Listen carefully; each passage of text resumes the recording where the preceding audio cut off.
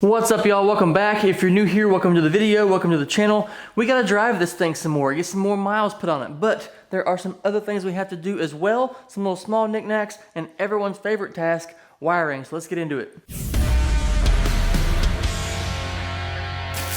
I am hoping that we were able to knock out the full 30-mile thing today. And if we do that, then we should be able to change the oil and all that stuff for the final time to put in the last bit of the break-in oil. This will be the third oil change we've done with the break-in oil, and we'll run that to 500 miles. I'm just looking at my my little chart here, my little notes. So we'll do that for 500 miles, and then yeah, we'll go to full synthetic after that. So this is the final break-in oil change sitting here on the table. So we'll probably try to get to that 40-mile mark. I think I'll go there because everywhere on the paperwork they gave me said 30 to 50. So we'll just do it in the middle and do 40. So hopefully we can get there today. We got 10 miles on the car so far.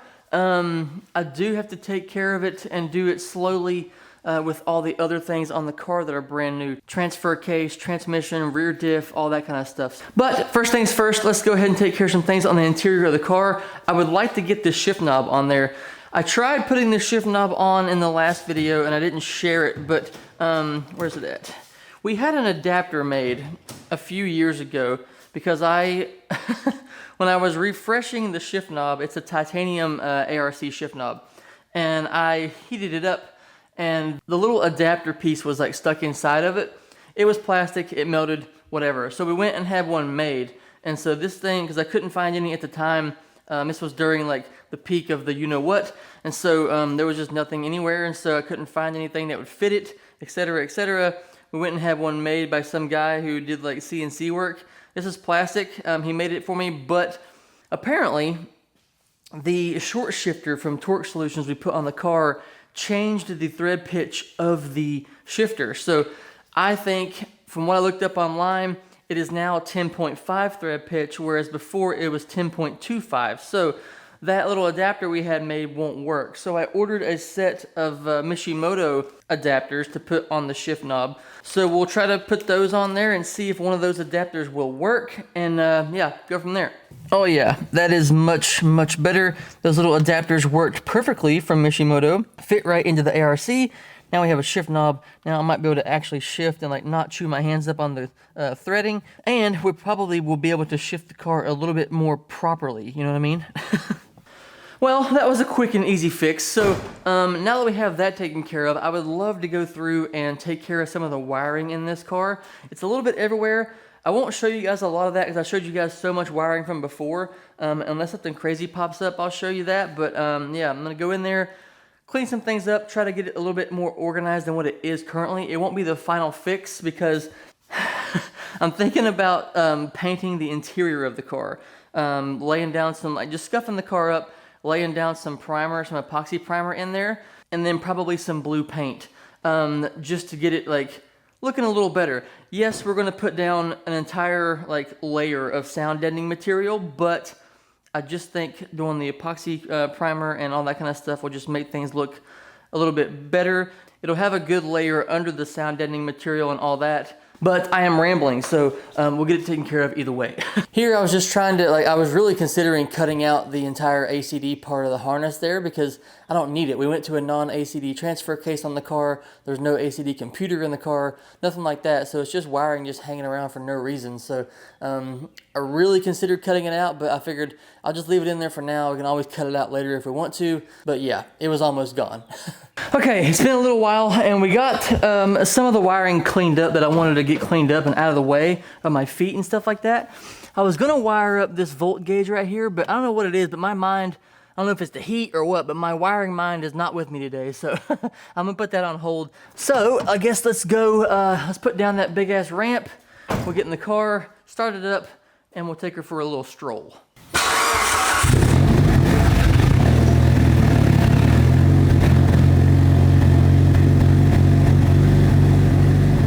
I just walked up to the top of the driveway because I was looking like out this way in front of me here, and it's looking pretty dark over there. It wasn't supposed to rain today, but let me, I'm gonna check the weather and see. It was just supposed to be cloudy. I'll throw it up on the screen here, but it says it's raining now, which is not really raining now. I'm gonna look at the radar here and see what's, oh yeah, it's definitely coming. Well, if that's the case, then I'm going to shut this thing down and we'll have to wait, because with no hood, no fenders and all that, I don't really want to be out there when it starts raining. And it's not just like a simple task of like pulling into the driveway when I get back either. So yeah, I guess we'll wait here and see if the rain passes.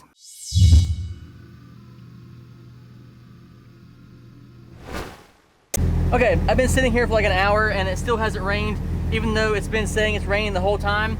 It never did. The darker clouds have gone. It is supposed to rain though. So I'm gonna go try to get like, I don't know, like 5 miles or so and see what we can do here. But yeah, kind of tired of waiting and not watching it rain. No sooner than I started the car up, it begins to rain. I mean, what do you do? I've sat here for an hour and it never rained, and now it's raining. So, turn the car off again and wait it out, I suppose.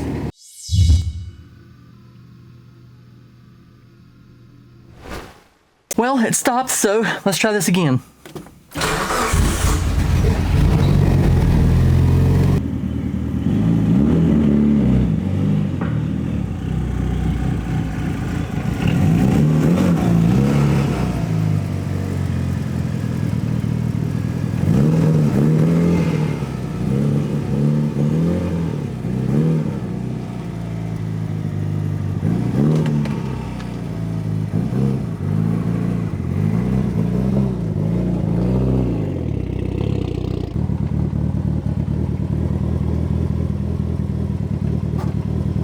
Okay, had to stop it at the top of the hill up there. We have another fuel leak. It was, it just felt weird pulling it out. It was like trying to go, but it wasn't getting its full like juice. And I guess the fuel leak was causing that. I'm not 100% sure right now, but I had to stop.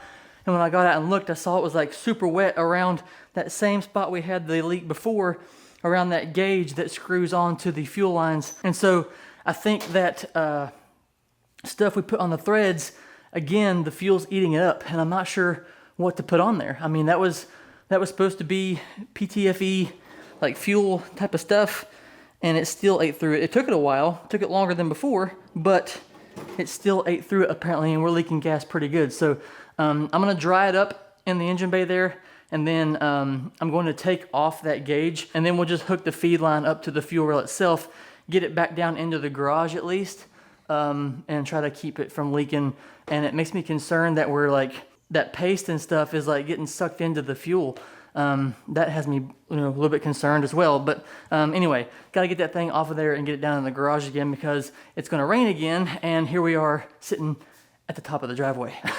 Okay, I got the car back in the garage. This is the part I was talking about where I just unhooked the pressure gauge. Goes right here. So I just unhooked it and then put the line into the fuel rail to get it back down here. That way it wasn't like leaking fuel all over the place while I was moving it. But same place as last time. This paste and stuff just deteriorates and it comes leaking out of there.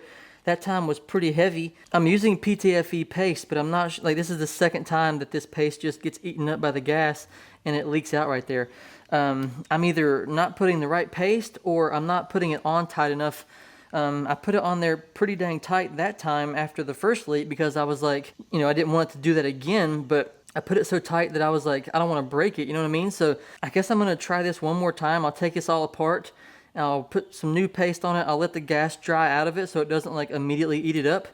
But I'll clean it out, dry it out, and I'll put some new paste on there, and then we'll lock this thing on there so tight that if it breaks, it breaks, and I'll just have to order a new one. But I can't keep having a fuel leak. This one lasted a lot longer than the first one, but still yet, I can't be having that every, few miles or whatever, have to check my fuel leaks. It's just not how it's supposed to be running. I don't see any in the bottom of there, so I don't think it got down through there, because I kept it up out of the threads, or out of the lower threads that time. So yeah. I guess I'll clean this up and we'll try it again. This is getting a little rough here, and I don't want to have to worry about fuel like dripping down onto like the downpipe or something like that. That's really, really hot, because that tends to not be very good when fuel lands on a hot object, you know what I mean? And it's raining again after it said it wasn't supposed to anymore. You ever just have one of those days where it feels like it's just not supposed to happen that day? I think today is one of those days. It's just one thing after the next today. I was talking to Devin from STM, which he has been a huge help throughout this whole thing, just getting me products, finding me all the hardware, tracking down bolts, etc. And he was telling me they just use the tape. They don't ever use the paste. And I said, well, I had heard that you shouldn't use the tape because it could deteriorate and get in the lines, which the paste is obviously deteriorating and could be possibly getting in the lines in the future if I don't watch myself. So he said they've been using the tape for years. And so I do happen to have some PTFE tape here. So we're gonna put tape on it. And I'm gonna, like I said before, I'm gonna lock this thing down so tight that if it breaks, it breaks. Okay, so I'm going to start this thing and we'll see if it leaks, which probably won't, being as it's brand new tape on there and stuff like that, unless I just didn't, unless something's just not right, but we will find out. Everybody cross your fingers.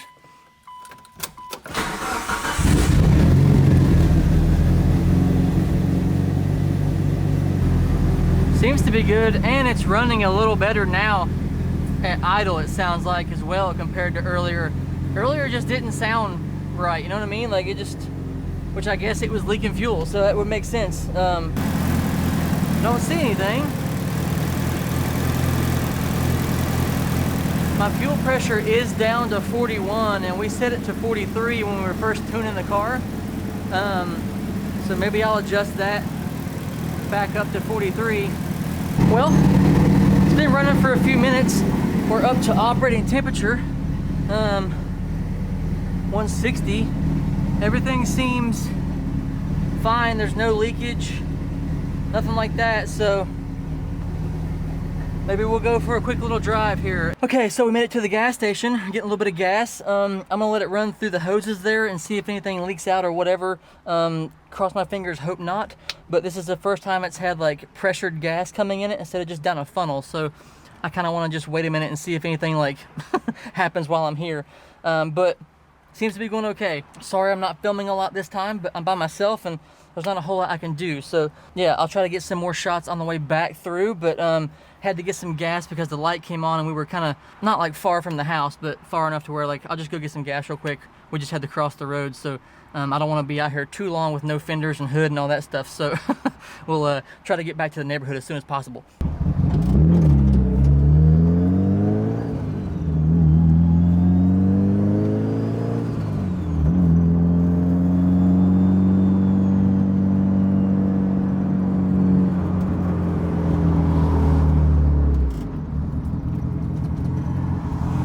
Everything's still going smooth. We're just putting in some miles here in the neighborhood, doing the vacuum pulls, all that kind of stuff. Just trying to make sure everything breaks in as properly as I possibly can.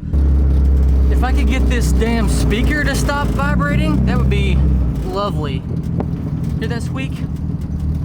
All right, we're about to hit 10 miles, so that was a little bit farther than I wanted to go, but it's just been going so smooth that I thought I'd just keep going. So I'm gonna turn around here in a second and we'll go back to the house. Whew, and we made it. That is 10 miles down.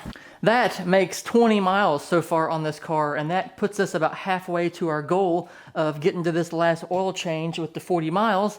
Let me check that filter, or that, not filter, but the gauge where we did that with the tape. I wanna see if it's like leaking at all, because it wasn't earlier. I stopped a couple times on the road and it seems to be doing just fine. So let's check it one more time and see what's going on. Everything seems to be okay. The tape looks good. Nothing's like, you know, leaking out of the top of it, out of the side of it, nothing like that. So yeah, and I don't know if I said it earlier or not, but gas on hot things doesn't normally go well. So I'd rather not have that happen. Big shout out to my neighbor though, who gave me his fire extinguisher to have in the car just in case, because he said he would cry as well as me if something were to go on with the fuel leak. So that 10 miles was a success. While I was running it, I mean, it is so much different now with like having the new transmission, the ACD not being on there, and it has that wave track stuff in there, and it's like a different feel in the drivetrain. You can definitely tell there's been some stuff done to it. It's just a whole different feeling kind of car. The clutch engages super fast, like all that kind of stuff. It's gonna take me a minute to get used to driving that again, especially with the truck being the way it is. It's gonna take me a second to get used to this again, but I do like how quickly it engages and things like that. And you can really feel the gears when you're changing it and stuff like that. So, so far, really liking it. And also I will say it makes a hell of a difference having the shift knob on the the gear shifter too, because that was much more fun to drive.